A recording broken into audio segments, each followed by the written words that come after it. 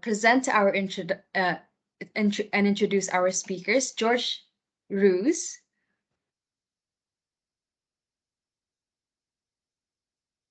George Roos has over 30 years of experience in HR, in which 15 have been in the GCC. So he is actually currently a senior talent acquisition manager at a well-known medical facility based in the UAE, and is in charge of recruitment of administration and clinical staff along the country. And last but not the least, we have Nitin Kalra. Nitin Kalra has 15 plus years of experience in HR department, ranging in industries ranging from fast food, shipping, IT, and many more. And currently, he is the head of HR department at Orient Irrigation Systems. At Orient Irrigation Systems. Hi, George. Hi, Nitin. How are you guys today? Hi, Natalie. Nice long week. We're looking forward to the evening, and we're also looking forward to a nice weekend ahead. Hi, Nitin. Hey, George. Hey, Natalie. I'm excited. I'm really seeing the questions coming in. It's pretty interesting to see the recruiters already joining us and asking questions around how to keep candidates engaged. Yeah, that's actually pretty interesting. So if you guys could just open up your camera for us so that we can see your beautiful faces. Yeah, Ryan. All right. I hope we don't disappoint you with the beautiful. I hope Hi, no, everyone. definitely not. Okay, so basically, I hope you guys are doing great, and I hope that you guys had a very productive and efficient long work week. And definitely for me, it was really busy. And I hope you guys, thank you guys for being here with us, especially on a Friday this weekend. And we really appreciate it at Black Pearl. Yes, no, yeah, it was a long week. And, as with recruiters, there's no time for us to relax. The candidates are keeping us busy. So, but yeah, that's our job. We chose this job and we enjoy it. I'm sure Nitin will agree. Absolutely, George. I think, and there's no better time than today to cover up the topics where market is looking for candidates. The market is really open. We have a lot of positions going on. I think recruiters are going crazy just by looking at CVs, people dropping out, the managerial coordinations. I think today is the right time. We could really talk about the topic of helping candidates searching better. Yeah, and I think it's a good exercise that we're going to do here, because on a daily basis I actually see the small silly mistakes that candidates do, that could eliminate them from being shortlisted. And I think it's nice to, at least from our experience, share this with the candidates. And I hope after tonight they will all go back and have a relook at their CVs and see, the things that we've pointed out, that we struggle with on a daily basis. Absolutely. All right, so I hope that you guys are ready to open the discussion. So let's actually start by talking about the process of recruitment. So I think it all starts with, have any specific, I wouldn't say preferences, but like specific things that you look for when you look at a CV.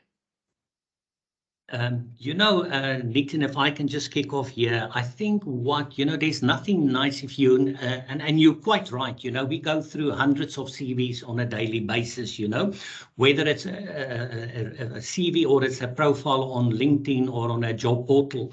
And, sometimes the problem that I sometimes face is when you open up a CV, it's difficult to read it. It's not structured, and there's nothing nice when a CV is structured. You see the qualifications. It's easy to find the experience. And I think that's a mistake that a lot of people do, is that you first have to stop and try and find, what did this person study? What did they actually do? So as you say, we go through a lot of CVs, so we don't have time to literally read everything and spend a lot of time on it. So your structure and your layout is very, very important. Must be easy to read. Absolutely, George. I couldn't agree more. I think it's most important right now for candidates to bifurcate between if they are freshers and if they're experienced. Uh, I see a lot of CVs, and I'm you're still being generous when you say hundreds of CVs. I'm looking at thousands of CVs.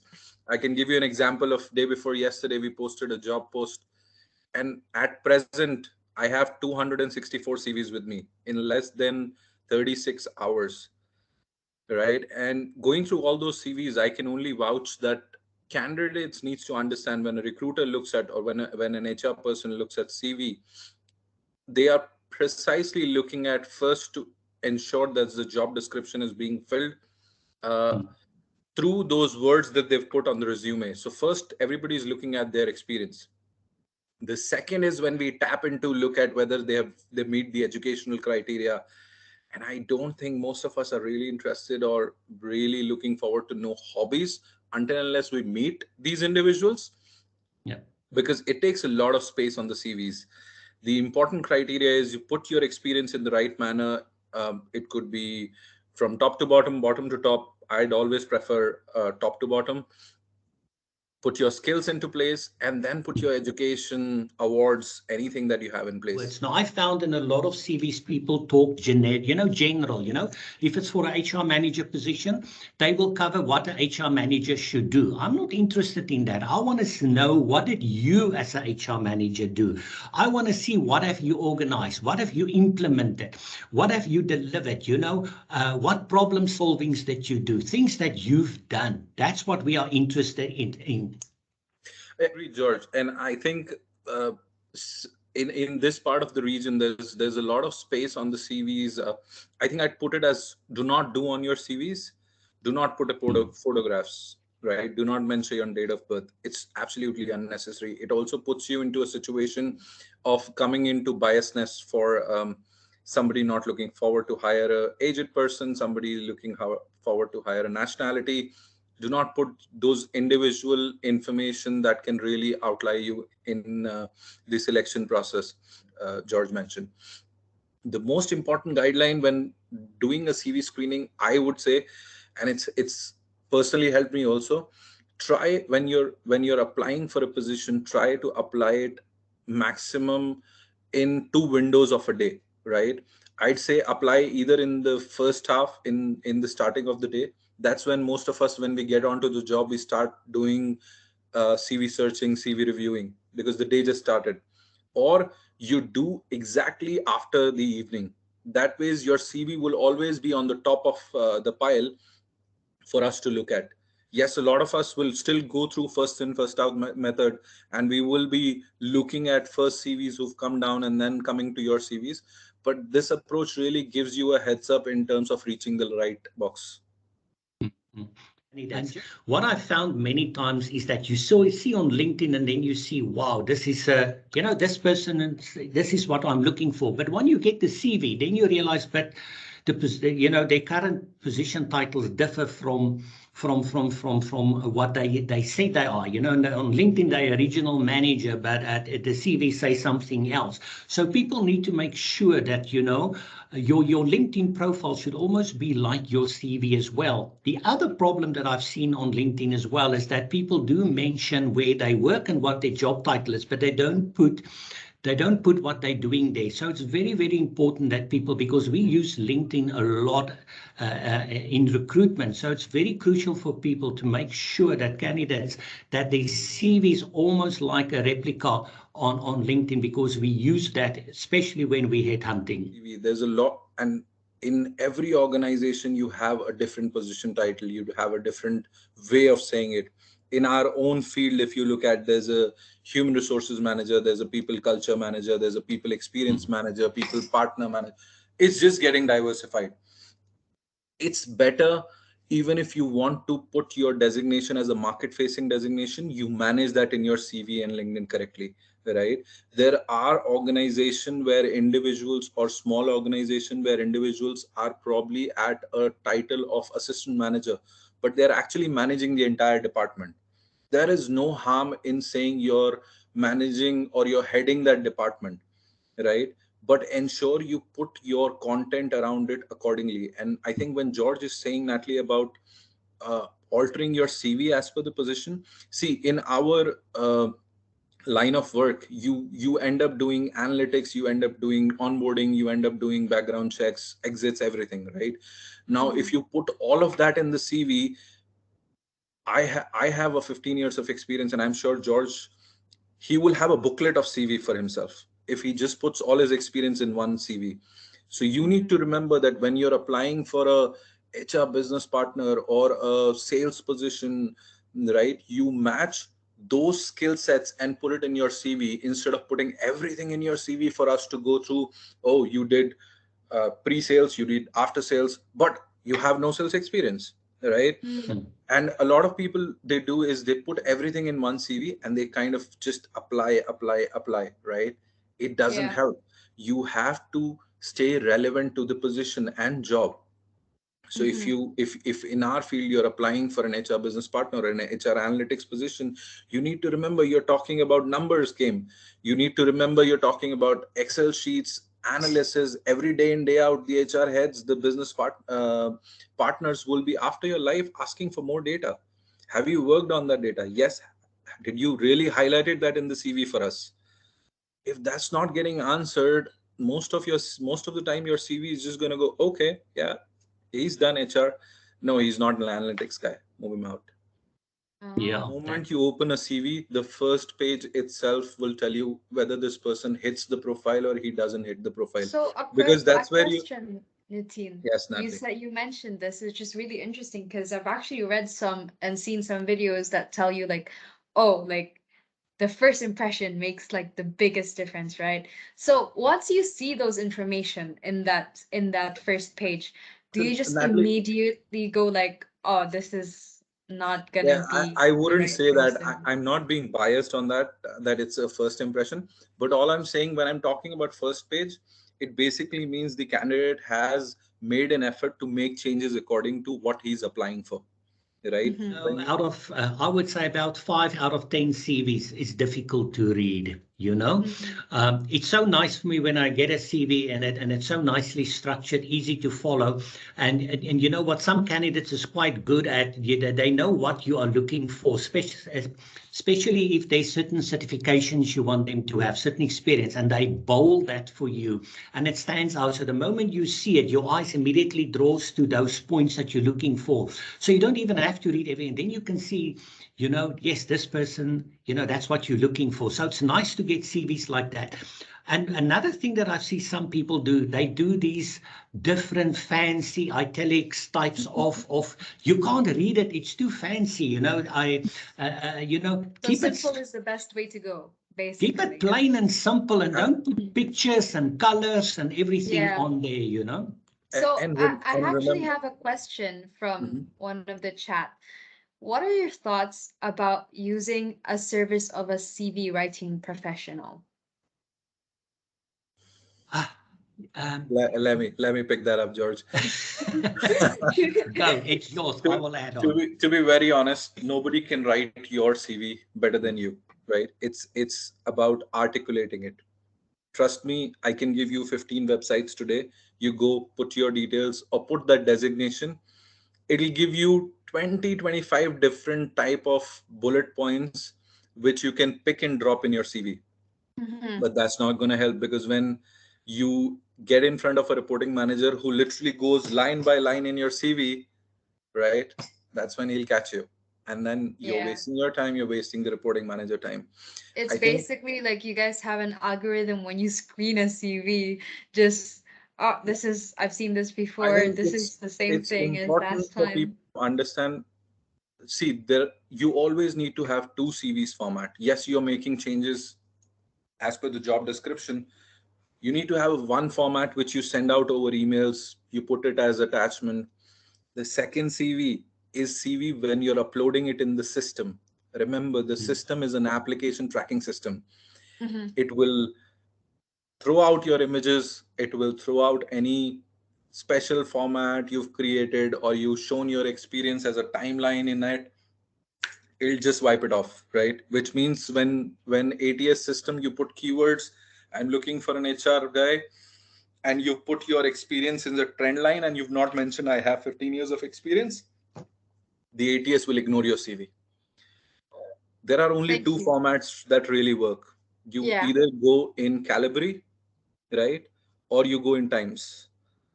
A lot of CVs, when you're sending it across, right, and you're sending it to senior people, they open those CVs in their mobile. And if you use really special formats, it's all gibberish that they see, Yeah, Mhm. yeah, right? So use a standard Calibri or a Times format in your CV, and always carry two CVs when you're applying in the system, when you're uploading your CV in the system, so it can pick those keywords of your CV. And second, when you're sending it on email, then obviously you can have a little fancy format, but not too fancy for somebody Yeah. to feel you should probably be designing. yeah, yeah. So sorry, George. I just have to there's like a lot of questions with CV screening, right? So like there's many questions about how many achievements they should mention in the CV, and like again, like do they submit a cover letter, or do you guys prefer having cover letters with a C when an CV is being sent to you? Like these are just questions that a lot of our attendees are asking, right? So just wanted to like give you guys a chance to let them know, like, because you guys are in both very different industries, right? So it's like we have a broad insight from you guys Yeah. when it comes to this. Yeah, I can be honest with you, Natalie, is that I've noticed that in 90% of cover letters, people just summarize their CV. So, and some of these cover letters are a page long, you know. I'm very honest with you. I seldomly read a cover letter.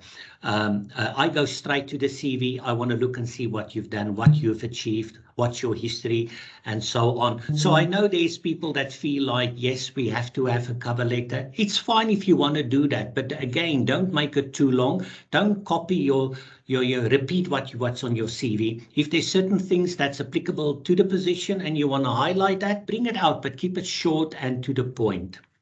So you put your unique points of each job, each experience on the CV. That will trim your CV to minimum 60%. Mm-hmm. Mm. Understood. Yeah. That's really good insight, guys. So should we move to the like to another topic of like communication? As George has mentioned, and I don't know if this also applies with Uniteen, you guys always look for candidates on LinkedIn. You guys are in different industries, as I've mentioned. So is it the same process for Uniteen? It And is, Natalie. do you actually prefer it when candidates reach out to you through LinkedIn, or like applying straight to the job portal, right? Or even on like, I don't know if it's appropriate or not, by contacting you on your WhatsApp. So I would love to have your insight on this, you I guys. wouldn't prefer somebody reaching out to me on my WhatsApp because it's there on any of my social media channels. Mhm, LinkedIn is a professional network. You can always reach out.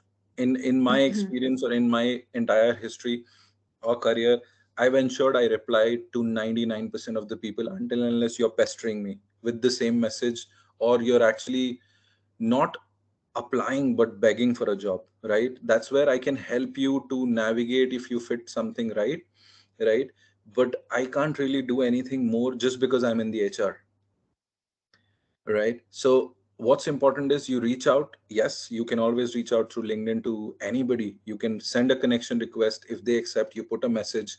However, I'd rather want most of you to engage with people you connect, right? For example, if I add George today, it does not make sense. I add him, he accepts me, and then the next message I send him, sir, I'm looking for a job, or George, I'm looking for a job, this is my field, this is my CV, can you please confirm if you have a job position?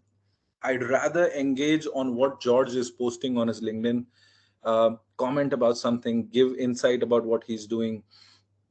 And then once we've had a little bit of engagement, that's when I will reach out to him on his personal messages, and will not say that this is my CV, please find a job for me.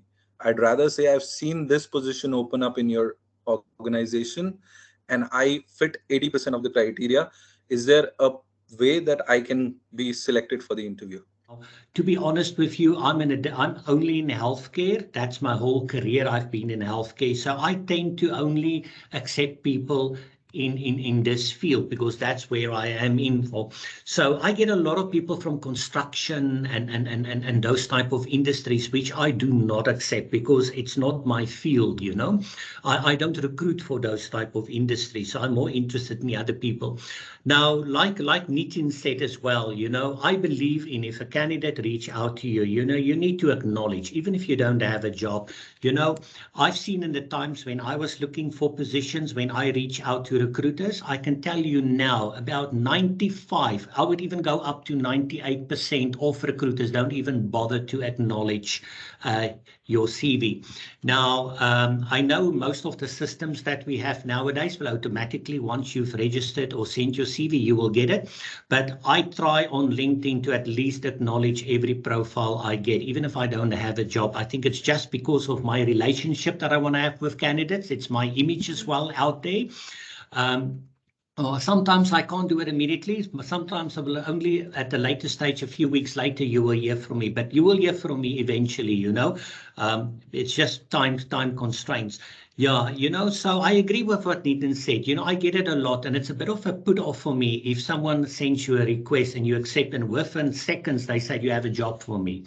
You know, it's not nice like that. You know, just give us some time. The other thing that I've seen on LinkedIn that's also a bit of a put off for me is that when you post an ad and people in the comments said, review my CV. No, I'm not going to review your CV. Sorry, if you Very meet the demanding of requirements, them. if you meet the requirements, send your CV to the email address provided. I'm not going to review it. And a lot of people are doing that. You know, they just expect you to open their profile and then you have to, you know, do that little bit of effort, you know. For Yeah. me, that's part of the shortlisting It's process, also you know. being showing character as well.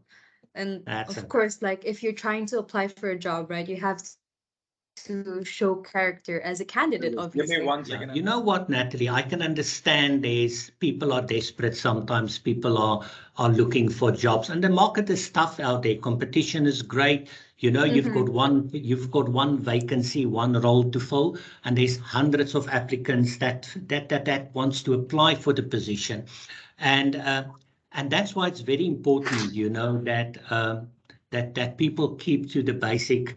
You know, how can I say it? You know, don't just apply for everything. You know, take a little bit of you know, effort from your side as well. Look and apply only for those positions that you qualify for and that you experience for. LinkedIn is not a Naukri portal. It's not a monster.com, right? Where you fill in your information and you keep applying for job. It's a professional social network. Try to engage with people, put content around your profile. You, an individual who started his job also has some experience. You can always share that experience over your messages, over your status, so people should know what's going on. That engagement will really bring in a lot of results for everybody. What I sometimes do without the candidates even knowing it, I forward their CVs if I know that a colleague of mine or an ex-colleague or a friend in another company or another hospital is looking for someone. Behind the scenes, I will share those profiles. So candidates must know this. We're not going to call them every time and say we're doing these nice things for them, but we are trying to help them. And between the different recruiters, you know, we help each other and we pass CVs around to make sure that we can see how we can help the people out there. Understand that I cannot add everybody from the same industry every time I'm switching over. So my network would be a lot around the HR people and people who I'm probably looking for, or senior leadership in the market. So I put there are people who, if they're applying, for example, if they're applying for an MR, a job in MR, they'll add everybody in MR, from a plumber to a driver to a CEO. They'll just send in a request to everybody, right? That's not going to Yeah. help you. You need to go to the company's website or company's page on LinkedIn. Check out who are the HR individuals. You can always reach out to the HR individual. Yes, sometimes people don't add you because they want to limit their network to what they like to engage with. Then you can always go on the websites or drop in CVs. There's always an email ID, trust me. Even George would, in his last 5 years, 10 years with the company would have posted his email ID sometime in some post. You can always go through his old post and find his email ID and send over an email. Yeah. So was learning about this role. What Yeah. about you, George? Yeah, I agree what Nitin said there. For me, I'm a strong believer in networking, and nowadays with the social media, we can do that a lot, especially with something like LinkedIn. Networking is very important. Connect with the people that it's in the same field as you are. And I mean, even on LinkedIn, there's different groups. There's job groups, there's specific groups for HR professionals, for accountants, and so on. Join those groups and network with other people in the same field. I mean, I use a lot of groups when I specifically headhunt for certain people, for certain people with certain specialities. At one stage we were looking for hyperbaric teams, there's not many of them. And I reached a group on LinkedIn specifically for these people, and I networked it for them, and I filled all my positions, through the people that was in there, because that's where they are, because these people get together, they've got to speak the same language, they've got the same, background and everything. So you just need to know and learn, yeah, but as Nitin said, experience is very, very important. Now, can I just mention one thing that I've picked up, especially on CVs and LinkedIn? I forgot to mention it earlier on, and that is when it comes to abbreviations. Every industry has their own specific terminology that they use, and I have found, especially when I look for people in the financial field or other fields, then they use specific abbreviations that I have no clue what they're talking about, So people must try and avoid abbreviations, because I mean, I've been to CVs with so many abbreviations. At the end of the day, I don't have time to Google what it means, that I'd rather go to the next candidate. So please just avoid it. That's still a frustration that I see on a daily basis, is those abbreviations. You have an option to attach your CV to your profile. Yeah. Everybody just should do that. Everybody should do that. Because if I'm going through your profile and I send you a connection request because I find you an interesting candidate, but you might be in your brother's marriage and not able to access social media for the next 7 days, I would have moved to the next candidate, right? But if I see your CV on your profile, I'd rather connect with you on the mobile to understand where you are, and if I can wait for you to come for an interview. Okay, that's actually interesting. And speaking of interviews, there's this question from chat asking if it's appropriate to send a thank you note after the interview or after attending the interview. Do you guys appreciate those, right? Because I know that recruiters, like as far as like, we're seen as robots, we do appreciate the thought behind everything. Yes. So I think your answers would be the same as mine. Yeah, I must say I appreciate it. I normally get them either through the email or on LinkedIn.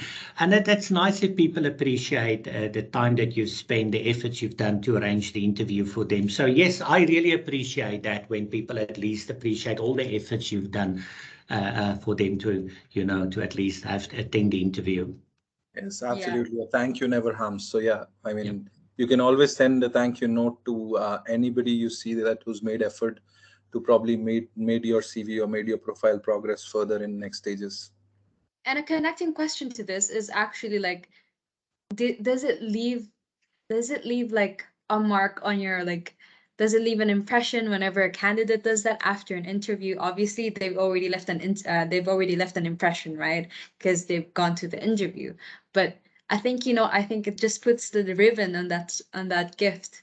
And like, I think I've always said that I think it is always appreciated. And also it it leaves like a nice impression on like the character that you have. That's all right. Now, I fully agree with you, Natalie. Now, just another thing that's also very important, a little tip that I want to give to candidates as well. When you go for an interview, as you enter the building and you go through, just be nice to everyone. Sometimes it's good to even just ask the receptionist's opinion. What does she think about this candidate that came? And if he was rude and nasty to her and she mentions that, we know those things. So be nice to everyone, smile at That's a everyone. good insider tip, George. Because you never know who we're asking, who you interacted with, and ask them what was their impression of you, True. Yeah. So just keep that in mind. Definitely. And I think it goes both ways, Natalie. And I see even a lot of recruiters being confused that I was just saying I got 275 CVs. Now, Mm-hmm. how do I reach out to everybody, right? Yeah. Yes, obviously I will have 10 profiles that I've selected, but how do I respond to other 275, right? I don't have, as of now, I don't have an application tracking system that I can just download or put an auto response. You're not selected for the position, this and that. How Mm-hmm. do I respond to people, right? My solution to that is you may not be able to respond to everybody. However, people who reach out to you a second time asking a status for their application, you should always respond to them. Those are the people who've dedicated some time to apply and also remember that they have applied for your position, so they are following up, right? Yeah. These would not be people who are just clicking apply button every time, right? These would be people who are targeting at your job. So when Yeah. somebody sends you a follow up and you've not responded to the 275, that I also would not be able to do it, but I would always respond to probably those 10 or 12 who've done a follow up. Sir, uh, I've sent you my profile. Uh, could you please give me a status? That's when I get back to them and said, apologies, your profile was not selected. Sometimes I try to put a reason, sometimes it's a general answer. But Mm-hmm. yes, to those recruiters, I think you should respond to those follow-ups, because these guys are literally targeting it, and also remember that they've applied for your Yeah. position. Yeah, and I A always lot say, of. what, it's also your image that's on the line, your personal image Mhm. as well as the company's image. Now, yes, we're dealing with large numbers of candidates. I currently sit with 200 vacancies, and trust me, every vacancy's got loads and loads of applications. So it's almost impossible to literally respond to everyone on a daily basis. But what my team and I do is, especially where a candidate has been shortlisted. Now, yes, we do experience delays sometimes, for many reasons. The hiring managers might be on leave, or, we go opening up a new business unit and we're going to consider candidates for more than one role. So yes, there is a bit of time that we're going to take, to get back to you, but we try to at least within 10 days, even if we don't have an answer, just to reach out and say, we haven't forgotten about you. We're still busy with your application. Just keep that applicant warm. Show them that you're still interested. Keep them warm. But I agree with Nitin, it's very difficult to respond to every application you get. But yes, if someone do follow up with you, you have to respond to them. Again, it's your image and it's your company's image. And it's surprising, and actually, George, a lot of time when you even send a rejection email to some of the candidate, they come back with a whole heart thank you, saying, thank God at least you responded. I've applied for others and nobody responds. So let's go to the next topic. That was actually so wholesome. I don't want to leave the conversation, but the selection process. And we just actually kind of talked about how you've shortlisted 10 interviews, right? So let's let our attendees know what is the one thing that they can, like, we've already covered what to do, right? So what is the one thing that they should not do on the interview? If I can just kick off with a few things, is that don't be late. Don't be late. That doesn't set a good example. Rather go a bit early, but if you're early, don't go immediately up to the office and sit there. Just go somewhere, drink a coffee, but make sure you're not late. And again, dress appropriately, dress professionally for the position, you know. And again, small things like, make eye contact, you know, answer the questions. If you're not sure what the question was asked, ask them to repeat the question again and keep to facts again. And I mean, I've seen a lot of time people don't prepare for interviews. They go in blindly. Before the time what the position is for, what they're looking for. So prepare yourself with examples that you're going to give to them when they ask a question. And what you can also do is, when in the beginning, bring it in, even if they don't ask for it, somewhere along in the questions, bring in those achievements that you've done. People want to see that. And I always say, one thing that always attracts me in an interview is when someone is passionate about the work. I mean, that's the person you're looking for. So show your passion, show your personality. I always say to people, you're more than your CV, and you need to show that during an interview. Absolutely. I think George already picked up a point where he's saying prepare and practice before you go into an interview, right?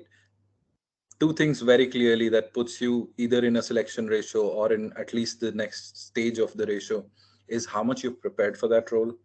When you're sitting on a table and a hiring manager asks you a question and then you're fumbling, thinking about something, that means you're trying to attach some experience with it which you're not aware of which you've not done earlier, right?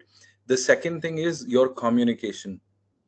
When you're in an interview, whatever language that you're comfortable with or whatever language that you see your interview is in, ensure you practice. I understand a lot of people have MTIs, right? A lot of people, sorry, MTIs, mother tongue influential. When we come from Asian region, a lot of us are affected because of our Asian language. Similarly, when you're not confident about a specific language, try to slow down when you answer question. That will avoid you getting into a situation where you fumble in front of a reporting manager. Now, one thing that I also want to mention to people when they do their homework, found out about the company. I've been now interviewed someone a couple of weeks ago where I asked them, my first question is, what can you tell me about the company? And the person didn't know anything. So, I mean, that shows the interest that this person is having So do your homework, find out about the company, see what they're going to do.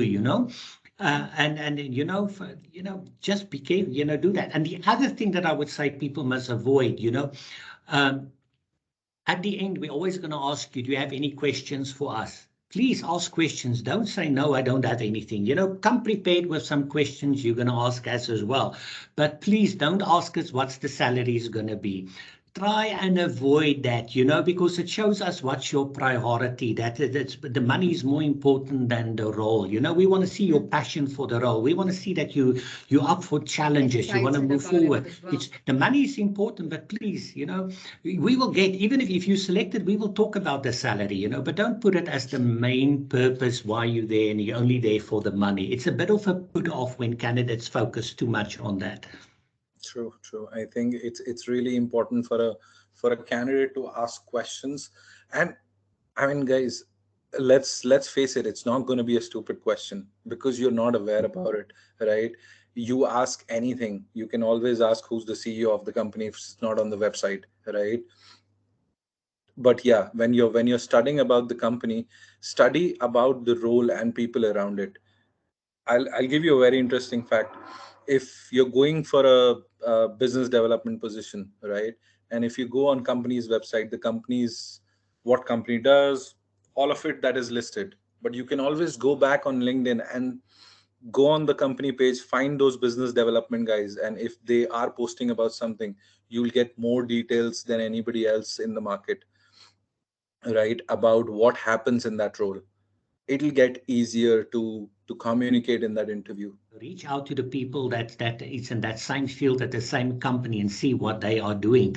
There's nothing nicer when you speak to a candidate and they come up with all these things that it sounds like they're already working there for many years, all the knowledge they have, but it shows the interest that they have about the company and they truly want to work for the company. Okay, so let's get to the selection process. Once you've done the CV screening, you've already shortlisted the candidates to interview, and then you've already interviewed the candidates. How long does it take you to actually make that big decision? Like, what process goes into it? Natalie, with the company that I currently work for, we are expanding tremendously. So we fill positions really quickly. I'm going to be very honest with you. We can, especially for positions where we headhunt, we get the people, we reach out to them, the ones that's interested, we shortlist. Those ones that's gone through to the interview stage, we can have an interview in the morning. And then, we can, by the afternoon, we can already have an offer out to the first candidate. So we really move fast for certain positions. Now, saying that as well is that I always believe in having backup candidates, and I'm sure Nitin is doing the same. That, for many reasons, a selected candidate do fall out during the process for many reasons, and then they don't join at the end of the day. But I always ensure that I at least have a second and a third candidate that was interviewed, that was good at that, but they were a second choice and a third choice. So we always keep them warm. We don't send any rejection letter or anything. We keep them warm just in case something happens with the first candidate. So yes, things do happen fast in a lot of positions that we're currently recruiting for. It's amazing. People are sometimes very amazed when they see how quick we are, but it's just because the business moves so quickly. So we try to, because we know people, once you've been applied for a position, you've been interviewed, you want to know the Yeah. feedback. So you can't just let it end dead and there's nothing going on. So even if the position is on hold for whatever reason, it's still good to just get back to the candidate and say, due to operational reasons or whatever, it's on hold, but we will get back to you. True. And I think I'd like to say it's in the interview room, whether the candidate is selected or not. But then, yeah, it really depends on position to position and on the volume of people you're interviewing. A lot of time, uh, if you have selected 10 candidates and the reporting manager has already liked those 10 candidates and he wants to interview all the 10, just because you're the first one in the interview and he really is happy with you, he wouldn't make you an offer immediately. He would still want to meet those 9 candidates and then come back with the result, right? So I'd say if you're going for an entry level profile, most of the time the response would be within 24 to 48 hours. Anything over and above, it could take some time, but if you're selected, you will be approached within 2 to 3 days by the recruiters in telling you you're going for the next stage or this is what we're looking for, until unless they are busy with some urgent business requirement, which also they'll keep you updated. So yeah, I mean, I would still say in the interview room itself, we know you're selected or you're not selected. But yeah, the results take time because everybody wants to go through the profiles that they've really headhunted. So if, let's assume from the 250 CVs, if I don't even meet those 10 people, then it's a waste of people's effort of applying to that position. Yeah, and Natalie, it's sometimes so difficult when you sit with more than one candidate that's excellent and then to make that choice. So, and I always say to candidates when they reach out to you and they know they were not selected and you can see they're very down and disappointed, and I always try to encourage them to say that, you know what, there was nothing wrong with you. You were amazing and you were good, but there was just something else that put the other candidate a little bit ahead of yourself. So people mustn't be discouraged, when they were not selected. You would not be interviewed if you were not good. So that's already an achievement for you that you've made it to that level. But unfortunately, there's one position, we can only select one. And all I can say is just keep on trying, the right thing will happen at the right time. It's here. Yes. All right, so we'll just cover a few questions because I feel like we've already covered a lot, right? So there's a one question regarding medical field. So I think this one's for George. So this is from Abdul Wahid. He's currently working at a pharmaceutical company and he comes from a commerce background.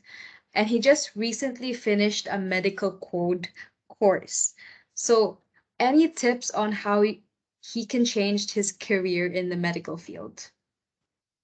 Well, so I mean, if I always say to candidates, once you've studied in a specific field, you need to try and get into, a position that is going to where, for what you've studied for. Because I've seen lawyers, I've seen dentists, and then they go into an administration field. And then I'll ask the question, why did you do that? I mean, you spend a lot of time to study that. So, and I know the problem we have with people that has recently studied, newly graduates, they find it very difficult to gain experience, for them to, because a lot of companies, they wanted someone with at least 2 years experience or 1 year.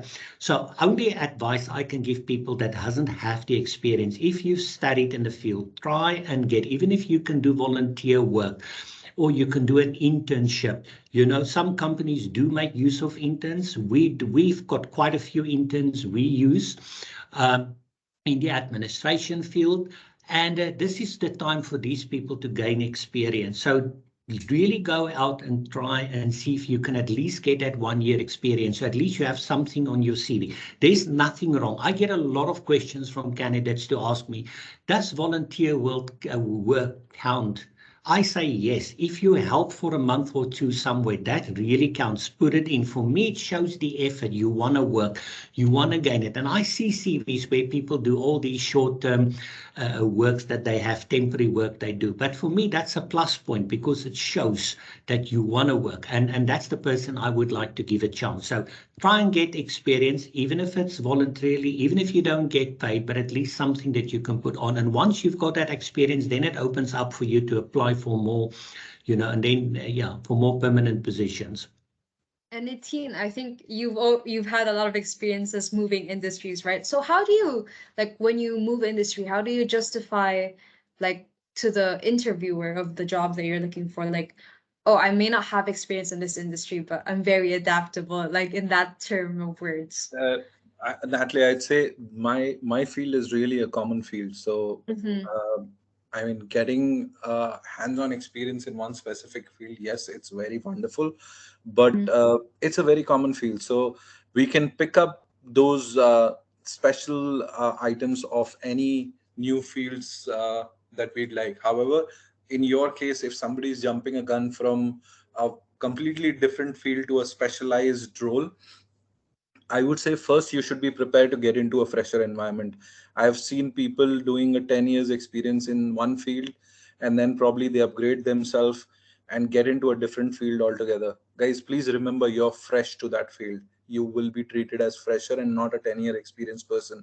Mm-hmm. Yes, you will grow faster because you have 10 years experience of people management, right?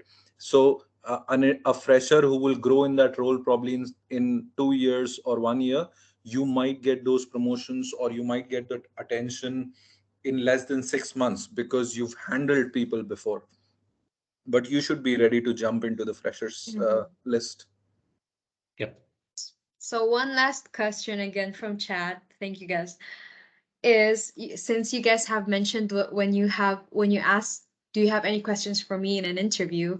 Someone asked here, what kind of questions do you want to receive from the interviewee? Well, I would say what's very important, especially if you've done your homework and you've seen there's a new project or a new vision or something that the company is aiming at, ask, if you ask something that you've read about, then we know, wow, this person's seen that there's going to be an expansion or something in the business that's going to happen. And if your candidate can ask, tell us more about that. I've seen, this and this in the media. That's the type of questions that's very shows the interest that you have in the role.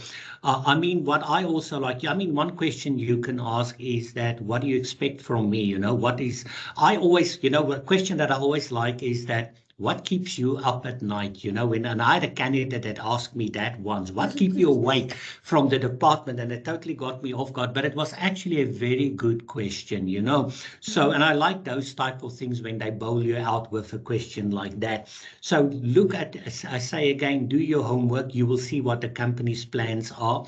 Yeah, and again, do your homework a little bit. If you know someone in the department as well, ask them if there's any new things going on. There's so many questions you can ask. But I say again, do not ask about the salary. That's not important at this stage. True. And I think I just answer this question in a way that if uh, they are giving you a job, you're giving them your skills and experience, right? Ask them the question about what environment are you going to give me, right? What is it in this role for me, apart from the compensation and benefits that you're going to offer, right? What is the growth path? What is the company ladder, right? You cannot know whether a manager becomes a director in this company straight, or he becomes a GM and then goes through senior GM and director. Ask all those questions that you have planned for your next 5 years, right? When somebody probably 5 years or 7 years before could ask you, where do you see yourself after 5 years, you can always ask the company, what do you have in roadmap for me in next 5 years if I stick with you, right? If I'm going to be on the same compensation or on the same role for next 5 years, I'm going to be frustrated, move out, right? Mm-hmm. Do you have any promotion path, Mm-hmm. right? Is the team going to expand, or is this business as it is from last 20 years and it's going to remain? So that means you can plan, right? That you in this organization, it's going to be next 2 years or next 10 years. Yeah. All right. Well, I think that's the last of our questions, guys. And I know there's so many other things that we can discuss and so many other questions that need answers. But we require our like we all have those questions as well answered in our social media, Black Pearl Consult. And I would just like to thank Nitin and George for being with us here today. And I hope that you have learned so much from them, and I know I have. Thank you so much, Nitin. Thank you so much, George. Thank you so much, It was Natalie. a Thank you, pleasure. George. I just want to say to all the candidates out there, prospective candidates, is don't lose hope. I know you apply for many positions, but I always say the right thing is going to happen at the right time. If you're not successful in a position now, there's something better waiting for you. Just keep on trying. The right thing will come up for you, and don't lose hope. All the best, and keep applying. Keeps us busy. It keeps me knitting, and then in our jobs. It keeps us busy. Absolutely. Thank you so much, Nitin. Thank you so much. Thank you so much, everyone, for attending Black Pearl's online event, The Science Behind